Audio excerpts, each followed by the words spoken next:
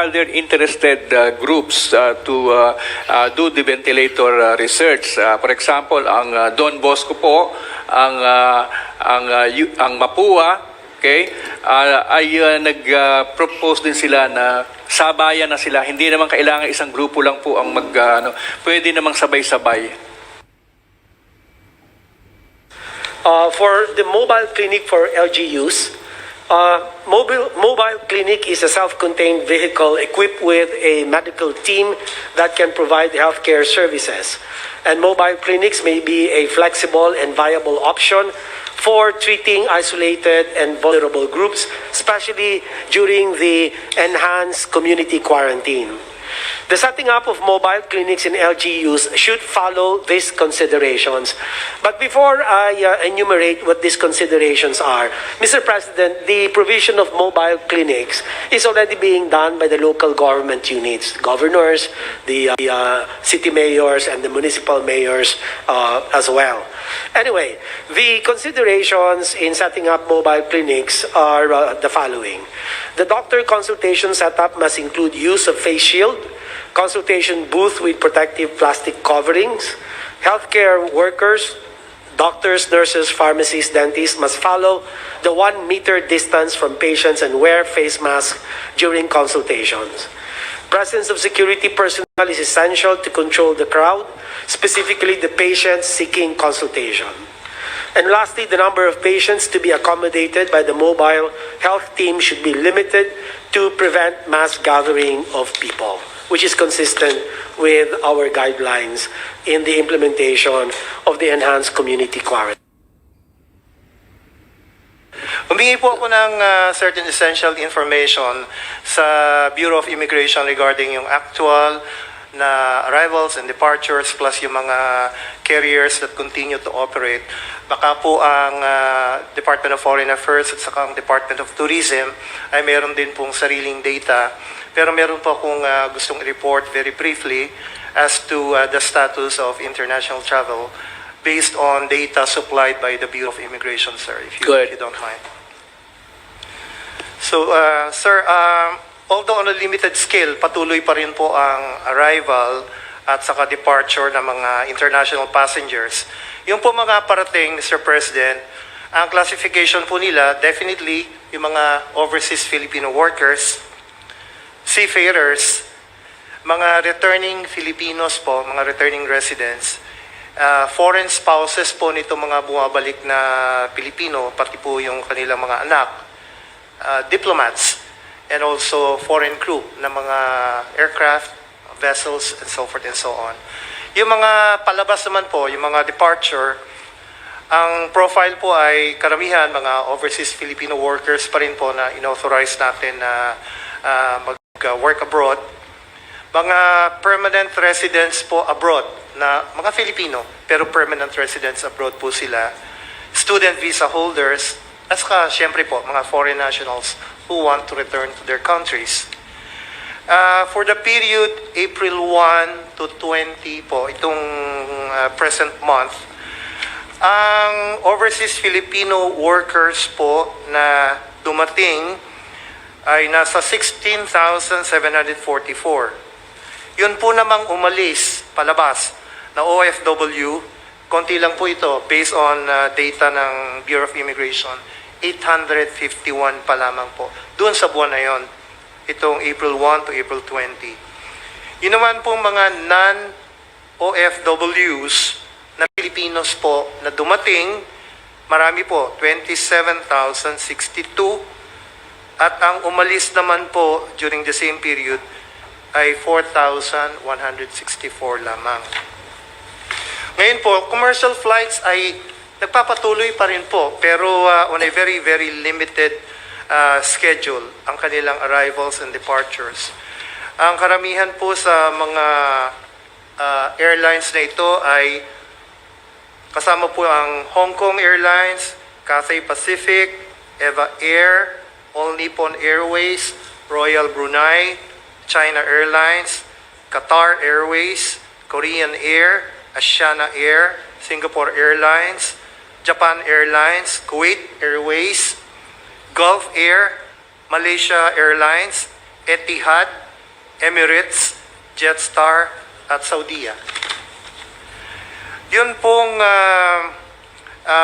marami pong nagkaroon na repatriation flights para po doon sa mga foreign workers natin na kailangang ibalik dito sa atin or gusto na pong bumalik sa atin. So marami rin po yung bumalik na by way of repatriation. Yung sa mga foreign nationals naman po, ang arrivals po, hindi lang po declassified kung anong nationality, pero po for the same period, Mr. President, meron pong record ang immigration na dumating na 914 foreigners during that period of April 1 to April 20. That's the report of the Bureau of Immigration, Mr. President. I don't know if DFA or DOT would have something to add to this information. Yes, Verna. Yes. Mr. President, well, foreigners as a general rule are not allowed because all issued visas were canceled as of March 22. And all visa waiver agreements were suspended as of March 22. Definitely no tourists are allowed in the country. So those are allowed, as what Sec. Guevara has mentioned, are foreign spouses and children who are traveling with the Filipino national, and foreign government and international organization officials and their dependents. Of course, the OFWs. But tourists, zero.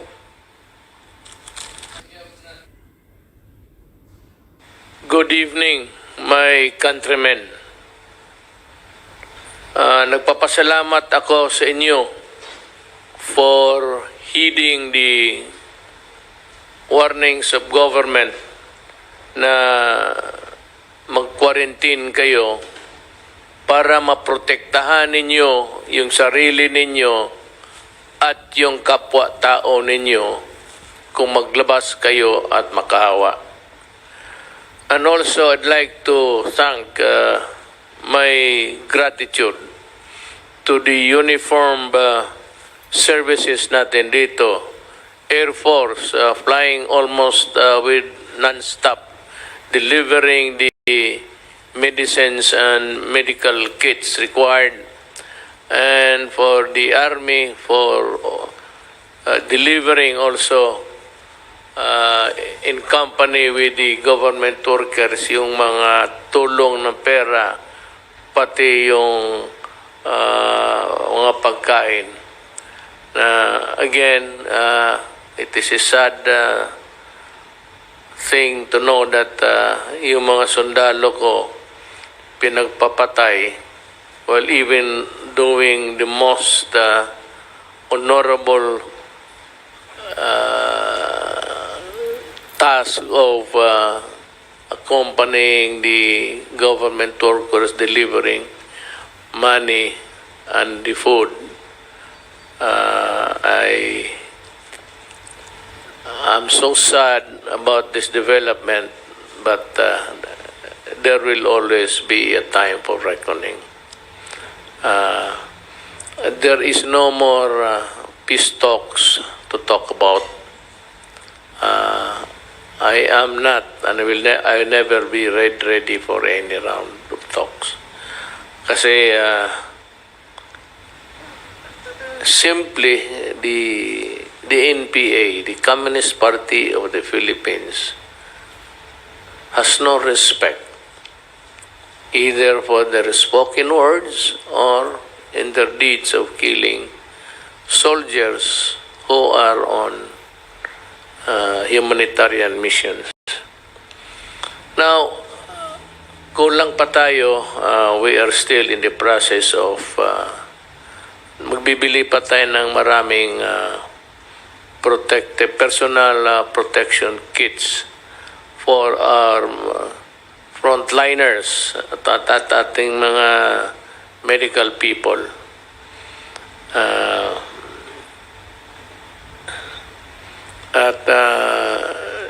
I am informed that this will be completed in due time.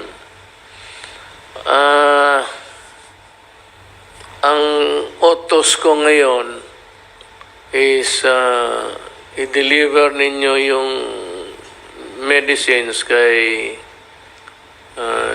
General Galvez, Secretary Galvez, sa kanya. Huwag na sa City Health because City Health has no manpower to attend to all of these things. Ito naman kasi sa Galvez, he can distribute the burden to the different participating government agencies. And for one, gusto kong madalian, so i-deliver ninyo ito if it's intended for the provinces outside of Metro Manila. Yung malayo, it's being ferried by plane. Yung malapit lang, of course, by land. Pero gusto ko na dumating sa madaling panahon. And to this end, I have requested na yung para sa mga malalayo na lugar, i-deliver na lang ng Air Force doon sa TOG at kunin sa TOG yung mga beneficiaries or recipient if they are near. But if it is intended for a place that's too far away and not easily possible, then we can use the military helicopters, but with one condition, that on the ground there are troops that will secure the crew and the equipment itself. Mahal yung helicopter ko at sayang. Let us not be reckless about this. Ngayon, itong complaints na naghihintay sila, nagpipila sila sa FDA, naintindihan ko yan. Sabi ko nga, nandito man si Attorney Domingo, the head FDA,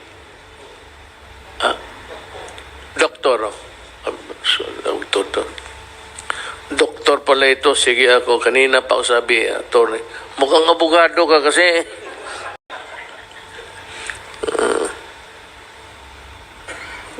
Kasi mama mo, abogado. Yung sabi ko, we are not operating under normal battle conditions, sabi ko. We are operating in a crisis. Kaya, sabi ko, for the FDA and yung kay Boy, Secretary sa DOST, magdoble sila ng tao, and the FDA, pati yung mga laboratories ng DOST Boy, your offices must run 24 hours. So, magdagdag kayo ng maraming medtech o yung mga nakagraduate na ng doktor, naghihintay lang ng results, or anybody nandyan sa health services, if you want to give your services, volunteer. I have authorized this both this itong dalawang opisina, FDA pati yung DOST, to employ as much as many that would be required para magmadalian and to enable the agencies to work day and night. Sabi ko kasi we are fighting a warrior, a crisis. So yun ang gusto kong masabi sa inyo. And yung hindi pa nakatanggap, let us know by radio or what. Magreklamo kayo ng mga radio stations ninyo dyan o doon sa mayors ninyo, barangay captain when the mayors. Yan ang ating configuration ng gobyerno natin. Governors, mayors, municipal mayors, city mayors, barangay captains. Yan, mag-report kayo dyan, and it's a matter of just using a cellphone. Lahat naman ng cellphone, you can report to the governor, or the governor will just ask Malacanang kung sino pa ba ang those who were left behind. Sino pang hindi nabigyan. Kasi pagbigyan namin lahat.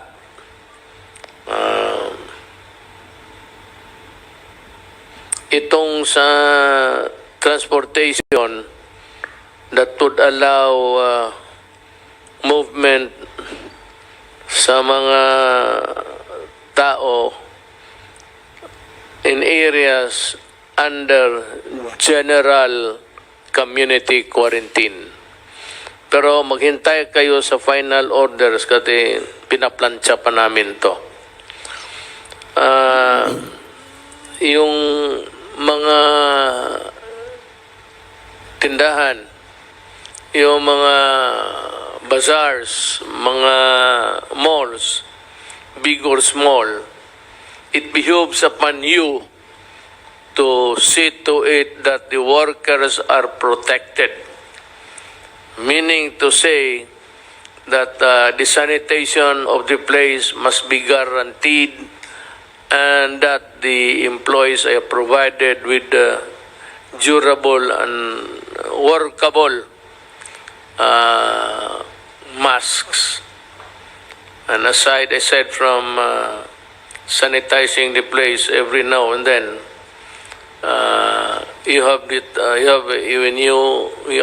ask us to open. We agreed, but there are the protocols to be followed. May not immaculately clean, but just sanitize it for COVID not to thrive. Tapos, endangering your employees. Now to the PNP, marami ang makita mo ngayon kasi kukulang ang sakyan eh. But there are people who are forced to travel for a host of reason. One is nagkasakit, gusto pumunta ng ospital. One is wala talagang masakyan. Tapos may babae, matanda, bata, o kaya babaeng naglalakad. For all you know, she might really be a worker, a frontliner, or whatever. Lalo nga walang masakyan, the police must stop at pasakin ninyo itong mga babae na ito, ang mga tao na ito, at ihatid ninyo sa lugar nila. Total, kung hindi, kung malayo pa, ikarga ninyo, bring her to the boundary of the next barangay where she lives, at tumawag kayo ng police doon, ipasalubong na lang, and for that police there to complete the journey of the whatever. Lahat yan, mga matanda, lalo na may mga sanggol dala, mga babae sa gabi, naglalakad, tapos madilim, ganon. They must be provided with transportation, and that is the transportation of government. Maski karamihan dyan, pulis. Huwag kayong mag-atubili kasi ang gasolina mura.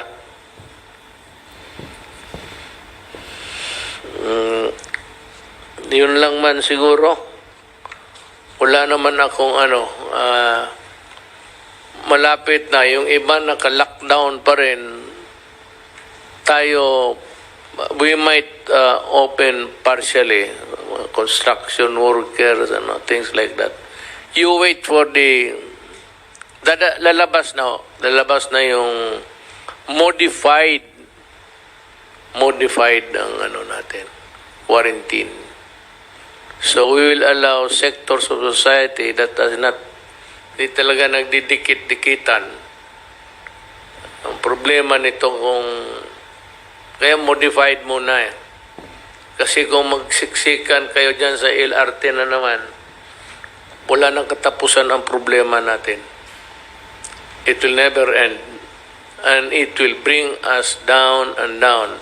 I'm happy to report that the Philippines has maintained its credit rating of BBB plus. Hanggang ngayon, yung iba nagbagsakan na. And because, bala mo bakit? Kasi naniwala kayo, yung iba kasi late nag-lockdown, yung iba kung ano pa, tayo sunod kaagad sa batas, pagsabi gawain to, tapos ang mga trabahante ng gobyerno for the time na wala pang lockdown, mahusay. They were really working. And let us not forget the government and to mga cabinet members, they are working. And the military and the police. Naawa ako sa kanila. Kulang sa tulog, hindi sapat sa sahod, pero that is how it is. Pumasok tayo dyan, magtiis tayo. But what is really very telling there is that we are serving our fellow human beings.